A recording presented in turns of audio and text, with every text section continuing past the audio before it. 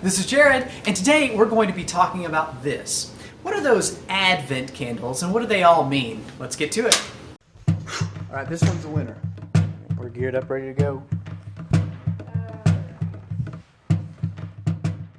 So, hello again. It's good to see you.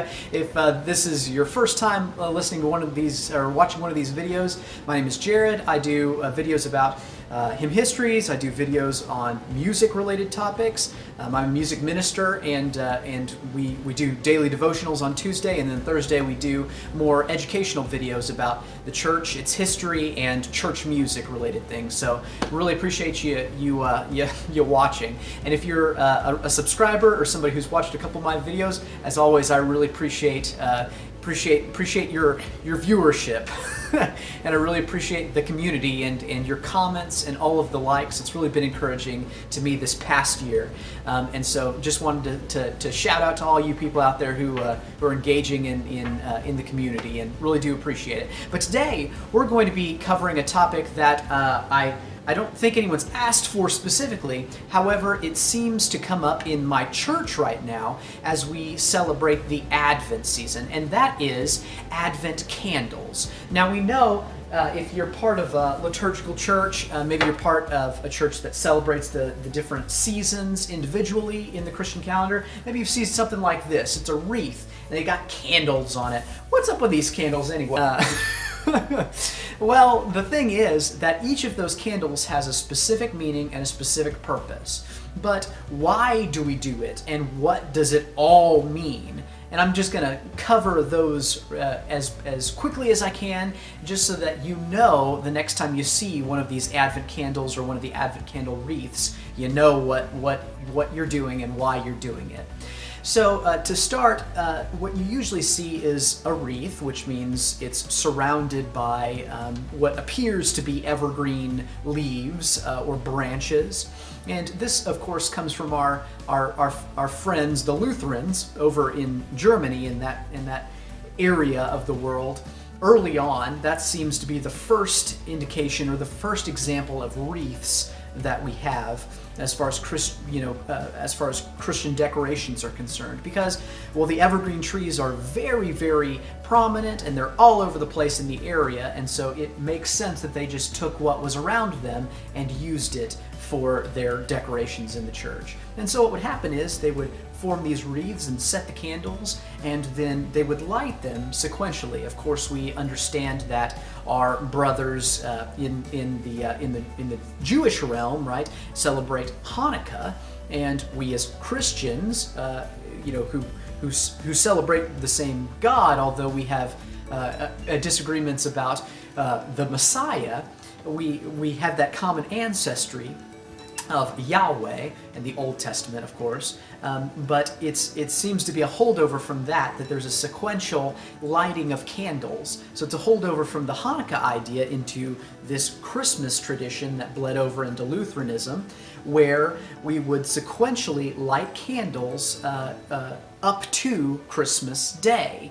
And so it would, the earliest forms of these Advent wreaths, these Advent candles, we would light one, or not we, but someone would light one in the home every day of the month of December for the Advent season.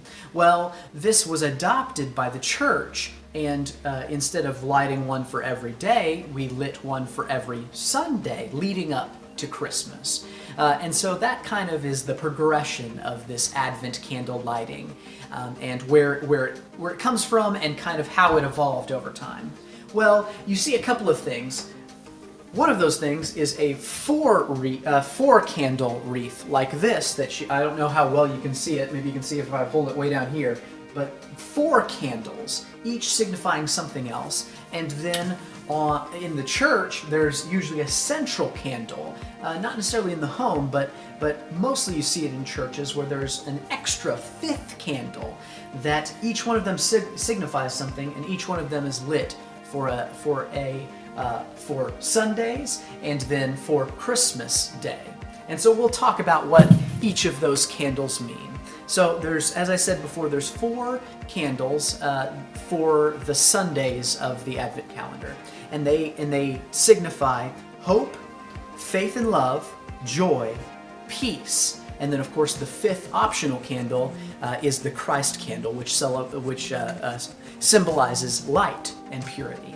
So each one of those, the 4 Sundays in Advent, and then either Christmas Eve, sometimes in different church traditions, but Christmas Day certainly in other church traditions, the 5th candle. But what about the other 4 candles? What about week 1, 2, 3, 4? Let's talk about those, and then we'll talk about the Christ candle, which is special because it doesn't fall on a Sunday every time, very rarely, and of course it signifies something completely different. Now, a little bit of a caveat here. The explanations for these 4 candles, there's different traditions hold different things or place different words attachments to these 4 different candles, but these are the generic ones, especially the second one.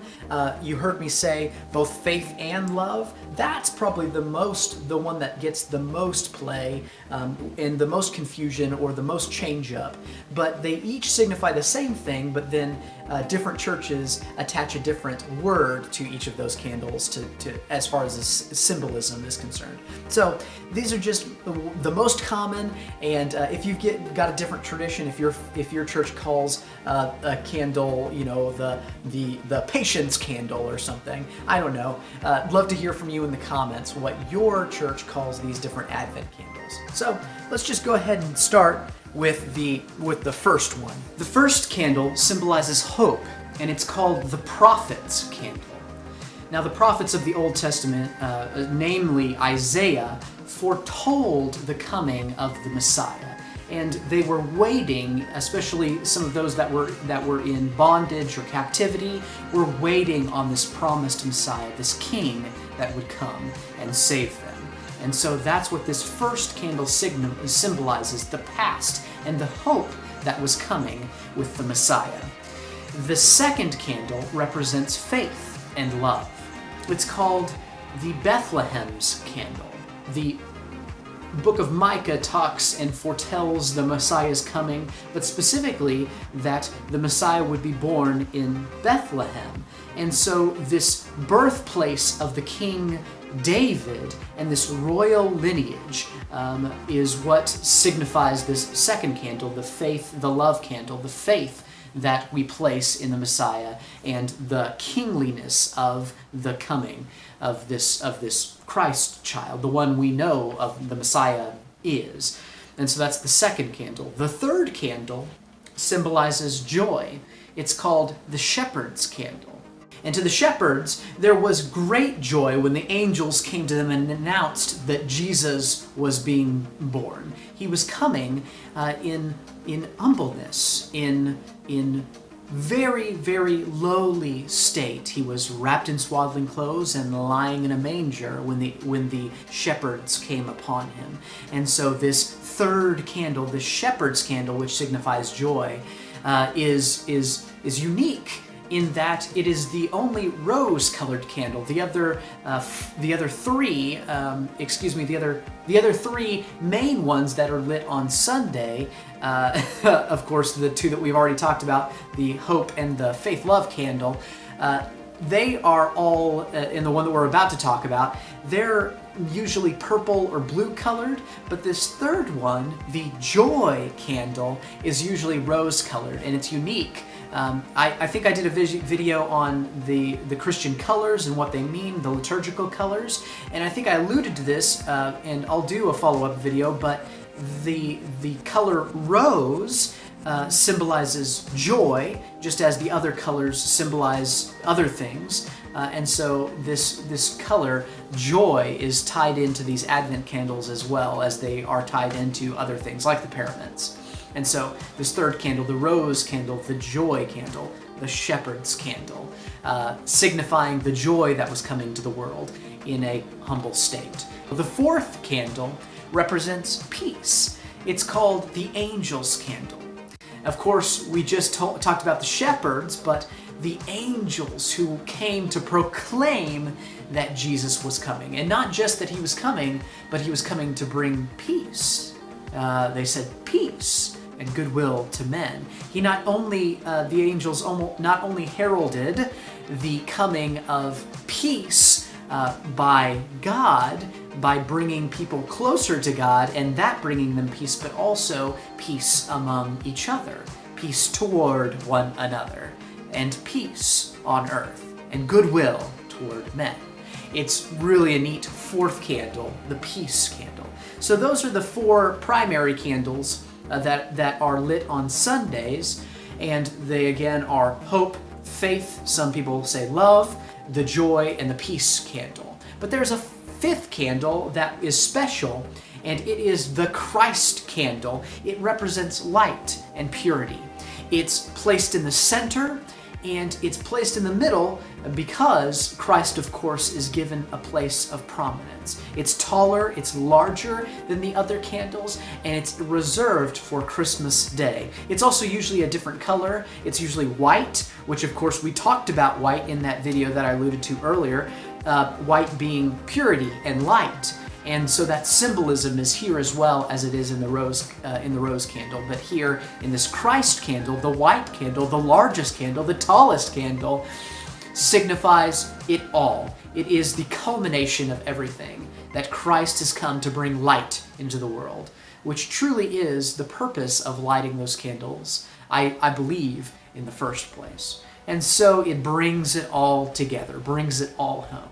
So, I'd love to hear from you. What does your church do for Advent? Do they do candle lighting? Do you call the candles something different than the five that we've talked about here? The four primary: hope, faith, joy, peace. Sometimes the faith is called love. And then the fifth one, the light purity candle, the Christ candle.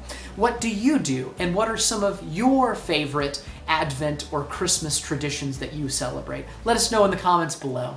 And as always, thanks for watching, and go in peace.